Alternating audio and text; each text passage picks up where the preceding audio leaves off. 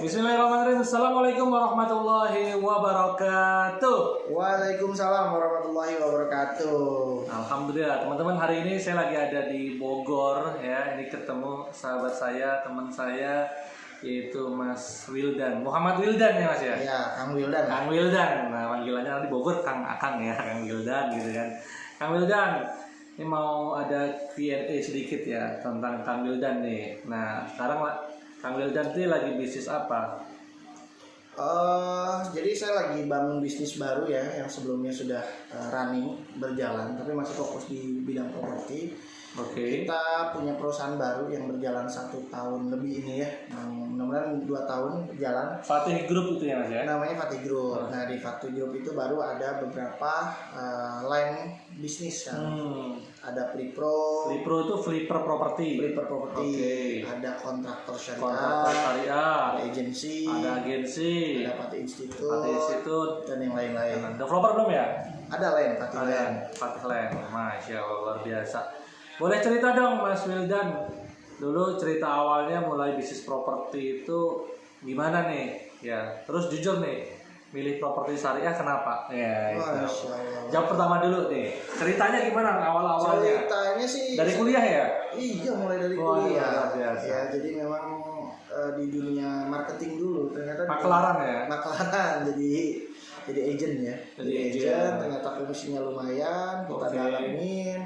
Akhirnya buat perumahan klasteran. Awalnya malah developeran dulu ya, udah jalan lah belasan proyek kita berjalan, ada kawasan juga yang sudah berjalan. Tapi jadi dulu awalnya agensi dulu atau agen dulu ya, agen ya, intinya makelar dulu lah, orang nggak makelar, terusnya main fliperan, habis itu fliperan, main kontraktoran, developeran. Oke. Terus kan dibalik. Siap. Oke, nah sekarang kan Kang Wildan juga lagi mendalami banyak ke properti syariah ya. Jujur nih, kenapa sih milih properti syariah ya dibanding properti konven lah gitu? Ya, padahal kan gampangannya properti konven enak ya, pakai bank itu gampang banget loh, kita mau main apa aja gitu ya. Jalan lah intinya, mau ya kalau pakai bank nggak bisa lah gitu. Cuma kenapa nih, alasan jujurnya kenapa? Alasan jujurnya mah takut sih. Takutnya sama Allah. Masya Allah. Ada pertanggungjawaban yang memang harus kita tanggung gitu ya. Masya Allah, namanya ya riba dan lain-lain kan itu Masya Allah dosanya besar, dan memang kita nyari keberkahan aja sih kan. Berkah. Ya, nyari berkah, nyari ketaatan kepada Allah, menjalankan perintahnya dan menjauhi segala larangannya. Intinya gitu sih. Yang kedua memang ya ini memang jalan ninjaku ya, jalan dakwahku ya, memang berjuang di ekonomi ya, mau nggak mau kan harus apa yang dituntun oleh Rasulullah. Masya Allah. Sesuai perintah Allah gitu.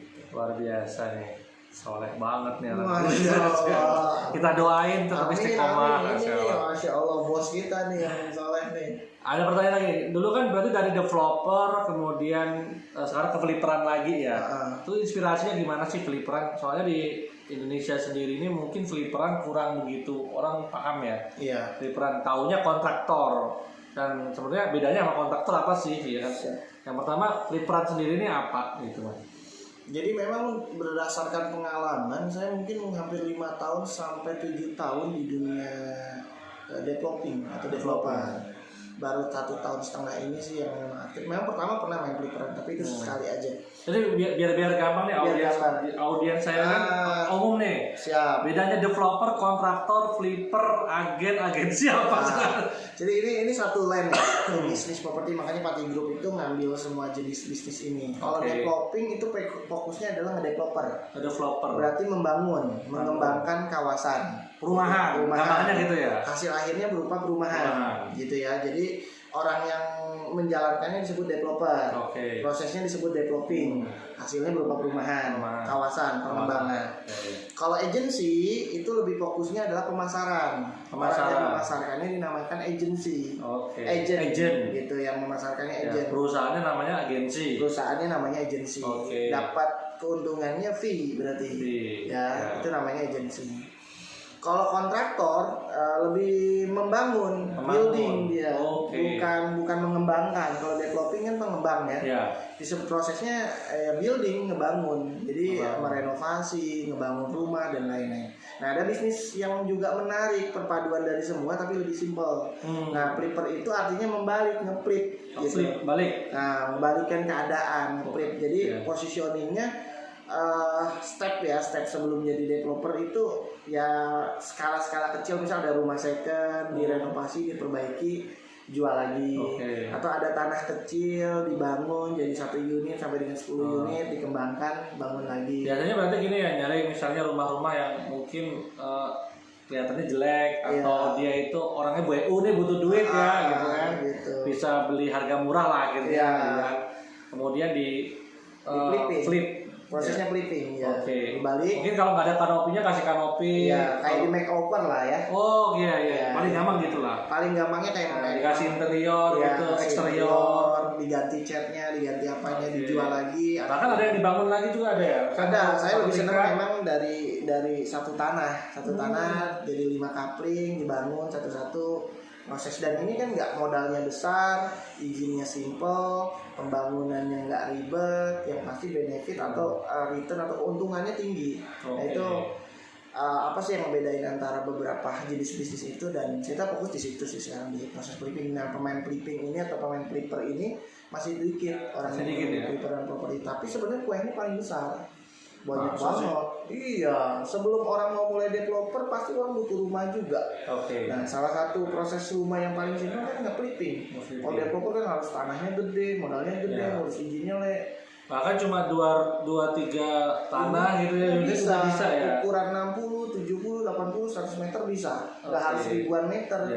Dan orang yang punya tanah itu lebih banyak gitu loh. Kalau lebih enak renovasi atau tanah yang kosong? Dua-duanya enak sih Kang, punya plus minus ya. Kalau ngerenovasi biaya pembangunan nggak terlalu besar ya, dan biasanya legalitasnya sudah, sertifikatnya udah pecah, ini sudah ada, cuma di makeover gitu. Cuman untuk keuntungan biasanya ya standar, yang nggak kecil standar gitu. Tapi kalau bangun dari baru biasanya kita kelebihannya bisa menyesuaikan desain yang konsumen ingin ya, jadi prosesnya lebih enak aja. Memang dari segi biaya pembangunan lebih banyak, tapi enaknya flipper nggak banyak kan, kita hanya fokus hanya kepada biaya bangunan saja dan legalitas sama pemasaran. Kalau developer kan banyak tuh Kang, harus ngurus legalitasnya, infrastrukturnya, izinnya harus banyak dan harus PT gitu. Apalagi terus dia juga bikin infrastrukturnya pasos-pasung ya, itu 40% sendiri kan. Kalau 40%. dibangun mungkin dari total lahan cuma 60% ya. Iya, kalau flipper itu bisa dikembangin semuanya 100%. Jadi memang competitiveness banget ya. Nggak kan bisa ngambil return atau keuntungan yang cukup lebar ya, cukup panjang. Terus nih kan orang tuh kalau mikir bisnis properti pasti modalnya besar ya. Memungkinkan nggak sih flipperan ini tanpa bank? Sekarang kita lihat nih banyak kalau orang main properti passive income lah orang bilang gitu kan. Yang dia biaya dia itu angsurannya itu bisa ditutupi dari properti produktifnya. Kayak gitu rata-rata kan padanya gitu ya. Ya udah pakai solusinya bank. Padahal banyak ya solusi untuk itu, mungkin bisa merubah, bisa sirka dan lain sebagainya. Kalau dari pandangan Mas Wildan sendiri sebagai pelaku praktisi ya, memungkinkan nggak sih bisnis flipperan ini, tapi saya nggak punya modal nih, modalnya dikit nih.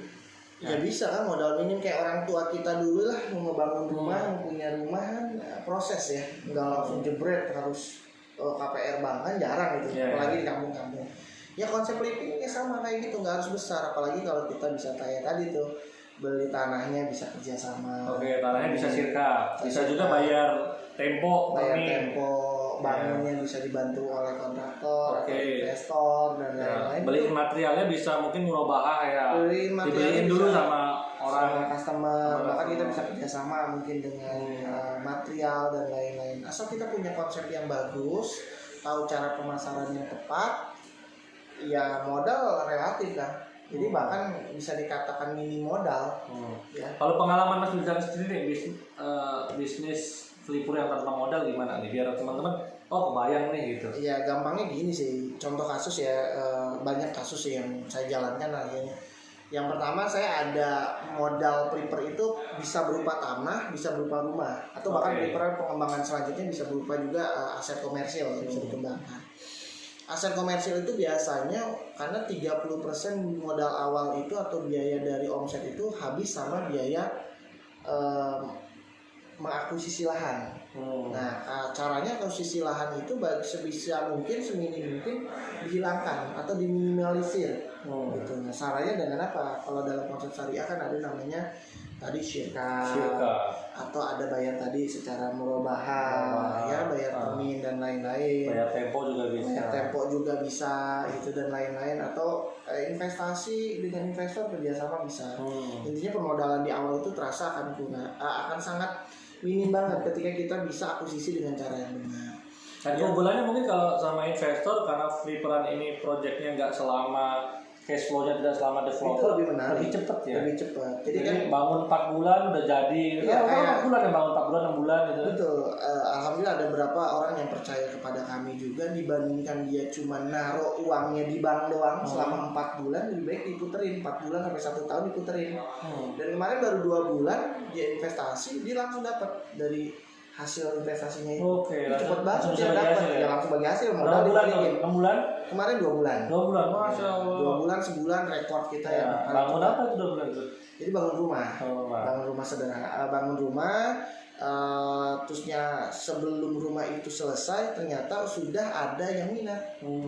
Enaknya flipper gitu tuh, belum selesai banget sudah ada yang minat, otomatis dia udah mulai DP. DP sudah break even point, udah HPP kita udah balikin, udah bisa bagi hasil, balikin dari investasinya, dapat bagi hasilnya. Nah dia lunas, modal bisa balik lagi. Modalnya yaudah mas, kemarin modalnya disimpan aja ke proyek selanjutnya. Saya nggak bagi hasilnya aja. Ya. Jadi memungkinkan ya kita tetap bisa bisnis properti tapi tanpa bank. Yang penting emang mindsetnya bisa kok ya gitu. Bisa. Nggak pakai duit ya. Bisa dan itu udah dibuktikan. Banyak yang buktikan. Banyak dan ini sudah berjalan sebelum ada bank bahkan. Gitu. Ini mau properti dulu nggak pakai bank juga kan, orang pengen punya rumah dan lain-lain. Bener. Ya udah ngapain sih konsep yang simple harus dipersulit gitu kan? Kalau ngelihat masa depan flipper properti terutama di pasar syariah nih gimana? Saya pikir potensinya sangat positif ya. Perkembangan flipper sekarang, dulu ngomongin flipperan properti itu masih awam, masih jarang. Nah, flipper tuh taunya developer, agency, kontraktor. Nah, sekarang sudah mulai dengan edukasi sudah mulai tuh ada main flipper, ini tuh yang saya lakukan namanya flipper. Kadang-kadang banyak yang kayak gitu. Ya, saya kadang juga bingung kontraktor sama flipper apa sih bedanya? Iya, kalau kontraktor kan harus ngebangun. Kalau flipper tuh kalau saya sih berpikirnya adalah connecting people atau connecting the dot, yang menghubungin orang-orang aja. Jadi seorang flipper tuh nggak harus jago sebagai kontraktor, tinggal hire aja kontraktor di subkontan. Seorang flipper nggak harus jago masarin, cari aja agency gitu ya. Seorang kontraktor nggak harus modal banyak, cari aja investor dan lain. Ini tinggal ngomongin aja. Semacam kalau gampangannya itu IO gitu ya mas ya. Event organizer lah. Ya IO tapi bidang properti ya. Jadi IO properti. Jadi kita mau bikin event namanya properti gitu ya. Ya betul. Ya, sound systemnya dari mana gitu kan. Fotografernya dari mana. Pembicaranya siapa. Ya mesinnya sendiri. Nggak harus berdiri sendiri ya. Jadi simpel jadi. Dan malah bisa ekonomi umat jalan ya, karena semuanya muter. Kita bagi-bagi nih ya mas, subkon sama investor dan lain-lain, luar biasa. Gitu.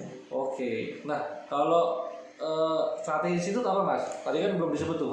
Iya, Fatih Institute ada di bidang pendidikan kan. Edukasi. Jadi kita memang bergerak, tapi positioning kita edukasi khususnya adalah di properti syariah. Baik itu kontrak syariah dan properti syariah, terutama peliperan syariah.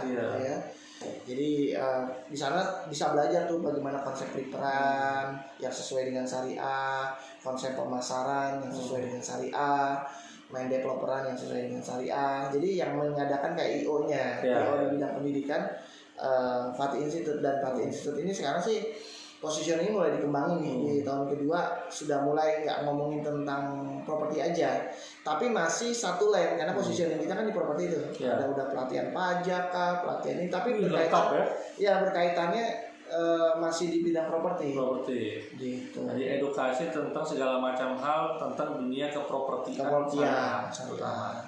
Oke. Nah Mas Wildan pernah sirkan mas? Alhamdulillah. Alhamdulillah ya.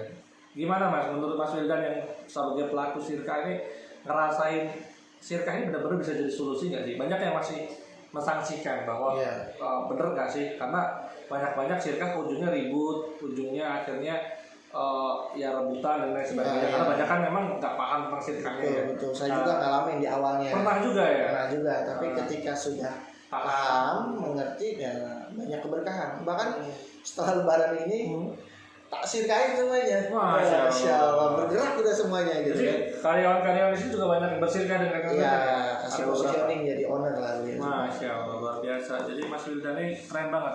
Jadi dia ini menjadikan tim-timnya itu bisa owner lah akhirnya.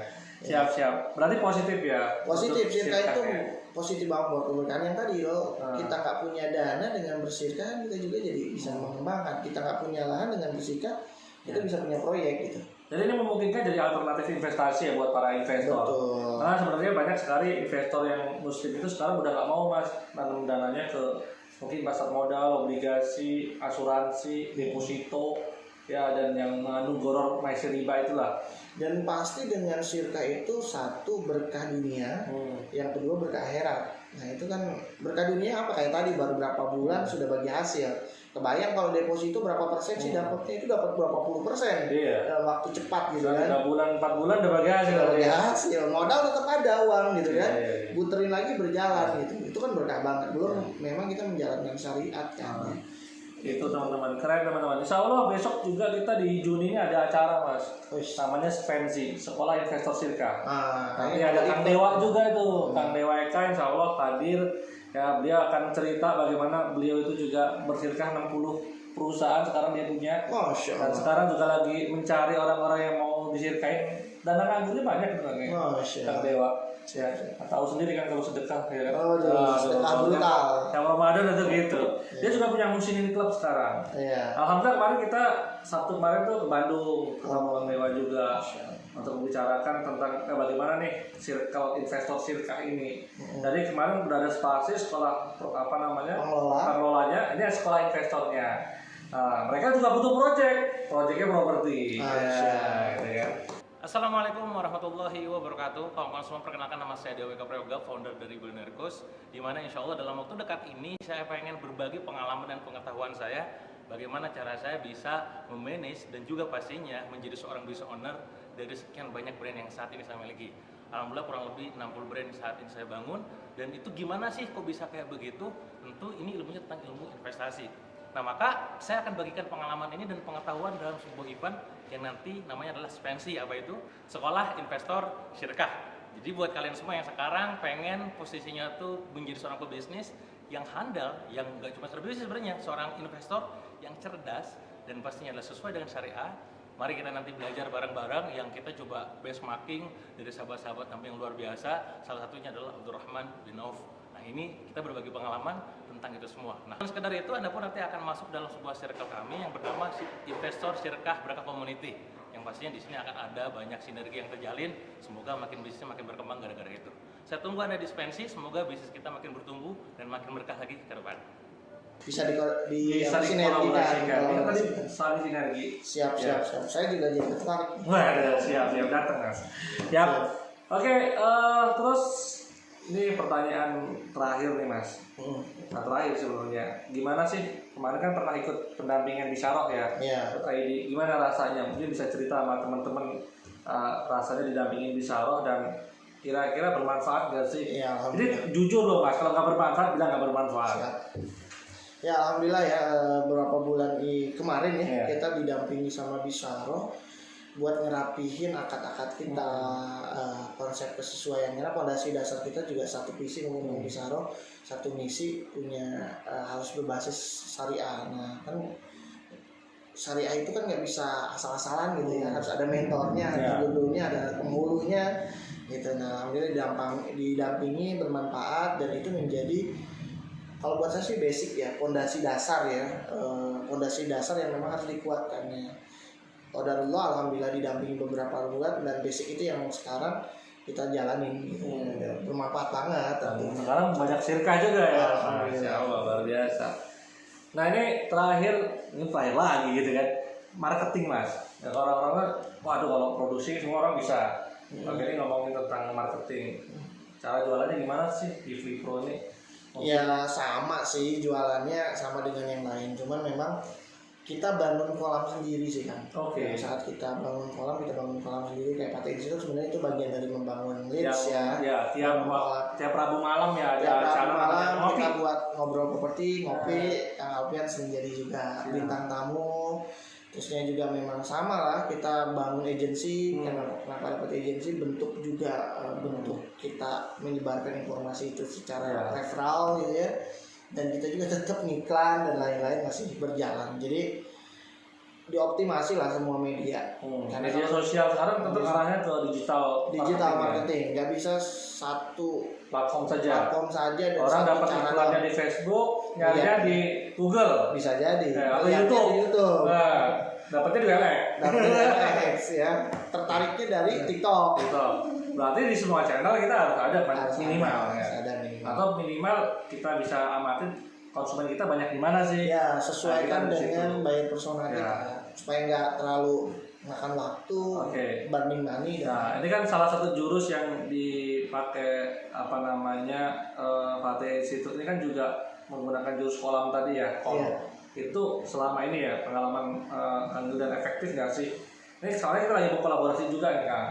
Ada Kang Dewa, ada macem-macem nih sekarang lagi. Itu kayaknya yang paling cocok Bisaro gitu. Karena saya juga ngikutin Bisaro, karena ada Kang Nuri juga lagi bikin kolam nih. Tiap Selasa malam. Iya, kebanyakan sekarang lagi pada bikin kolam. Ya. Tapi saya pikir eranya sekarang era kolaborasi sih dengan kayak gitu. Kalau rezeki kan nggak tertukar ya Pak. Nggak tertukar. Nggak kayak sendal jepit. Marketing kan nggak harus ngeluarin X terus. Ya ini kan salah satu cara efektif tapi murah. Dan ini berdampak pada penjualan kita gitu. Dan kalau ngomongin unsold metric, ya kan ada customer lama dikasih produk baru. Bisa juga memang customer baru, produk lama dan lain-lain. Kita bisa market development atau apa yang lain-lain itu bisa bentuk. Salah satunya memang kalau itu efektif sih menurut saya. Dan itu bisa, orang kadang-kadang kan apalagi bisnis kita kan bisnis kepercayaan, bisnis trust ya.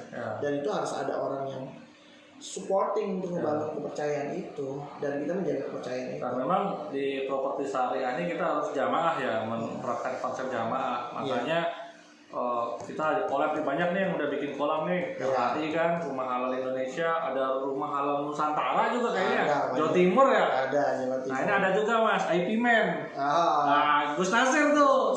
Nah, kemarin dikontak Gus Nasir karena sama-sama ngomongin akad kan. Beliau juga ahli hukum. Insya Allah kita mau kolaborasi. Gus, Gus. Ya kan? Kita kolaborasi. Luar biasa. Ada juga Kang Dendi ya, dan di Irawan juga di Bandung bikin luar biasa sekarang ya untuk perkembangan properti syariah ini.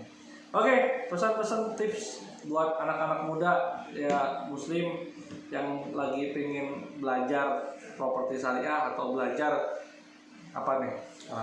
Ya, jadi kalau menurut saya sih mulai dulu, action dulu. Ya kalau ilmu mah banyak, bisa nyari ke Bisaro, bisa acara ngopi dan lain-lain. Tapi teman-teman pertama harus berani, percaya diri, pede, action, terus belajar dan kolaborasi dari sini. Kolaborasi sekarang eranya kolaborasi. Nggak bisa kita jadi Superman lah, semuanya sendirian tuh capek banget.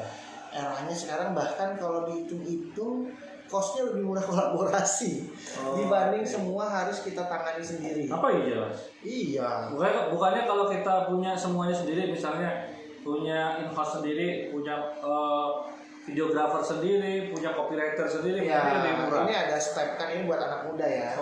Maksudnya kalau untuk step awal kolaborasi ini menjadi hal yang sangat murah, salah satunya dengan Shinta. Kalau tentu harus tadi kan fixed cost itu tinggi kan? Luar biasa ya? Luar biasa, gaji tadi videographer sendiri, app sendiri. Belum nyediain komputernya. Belum nyediain tempatnya dan lain-lain. Fasilitasnya. Kita fokus kepada lead measure aja, sesuatu yang utamanya gitu ya. Ya, jadi WIG-nya itu lah. Yang paling pentingnya mana dulu. Kalau memang pentingnya konversi dulu, menghasilin cuan, mulai aja dari kolaborasi. Siap. Kita pun kolaborasi. Wah, ini lagi kolaborasi. Ini namanya praktek kolaborasi teman-teman. Oke, itu aja. Terima kasih Kang Wildan. Luar biasa kolaborasinya. ditunggu YouTube channelnya Kang Wildan. Aduh, belum punya nih laptop. Pokoknya satu hari satu konten kita tunggu ya. Minimal seminggu kan. Oh iya, ajarin lah. Boleh. Siap. Biar apa? Biar kita bisa saling kolaborasi. Foto dulu dah. 1, 2, 3, masya Allah. Thank you Kang Wildan. Mudah-mudahan bermanfaat.